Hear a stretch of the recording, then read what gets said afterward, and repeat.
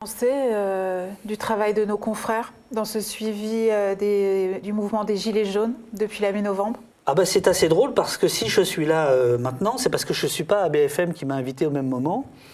Et l'invitation de BFM était assez rigolote puisque ils m'ont demandé de venir parler des manifestants violents. Ça fait 1 mois et demi que je travaille sur les violences policières. Je pense qu'il y a des gens qui travaillent sur les manifestants violents, mais on voit bien, il y a une idée extrêmement univoque et unilatérale, et grosso modo, le message global est unilatéral et univoque. Or, cette façon de travailler, cette façon de diriger le débat empêche la compréhension. Je veux dire si on ne veut pas voir qu'il y a des milliers de blessés, qu'il y a des dizaines de gens qui ont perdu œil, main, etc. Ça n'était jamais arrivé. Ça n'était jamais arrivé. Pourquoi ce fait-là est occulté? Alors que vous avez des sociologues de la police, comme Olivier Filleul, comme Fabien Jobard, comme Sébastien Rocher, qui travaillent ces questions-là depuis des années, qui font des tribunes dans le monde, qui expliquent comment, en Europe, la désescalade on va dire l'alpha et l'oméga des forces de l'ordre, sauf en France. En France, on est aujourd'hui dans une escalade.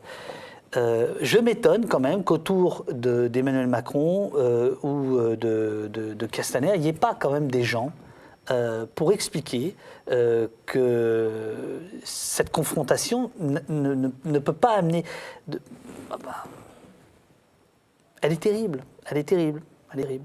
Donc le travail des confrères, à part quelques-uns, il est nul. Il est nul. Il est nul. Nul au sens où il n'existe pas. Il n'existe pas. Il n'existe pas. Alors il y a des raisons à ça. L'une d'elles, c'est que les journalistes police sont alimentés par les syndicats de police. Les policiers, il faut savoir, ils ont le droit de réserve. Donc les seuls qui peuvent parler sont les syndicats de police. Les syndicats de police, c'est à la fois la courroie de transmission du ministère de l'Intérieur et il y a aussi une gestion syndicale extrêmement importante.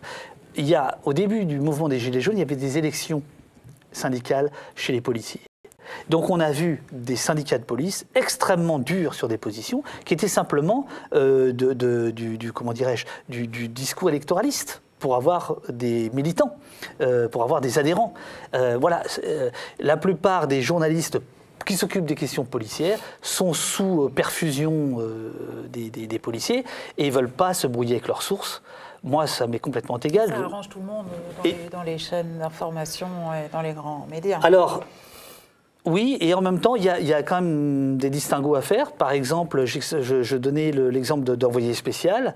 Envoyé spécial a fait un travail remarquable, au sens, on peut le remarquer, puisque le journal de 20 h juste avant ne le fait pas, sur les violences policières.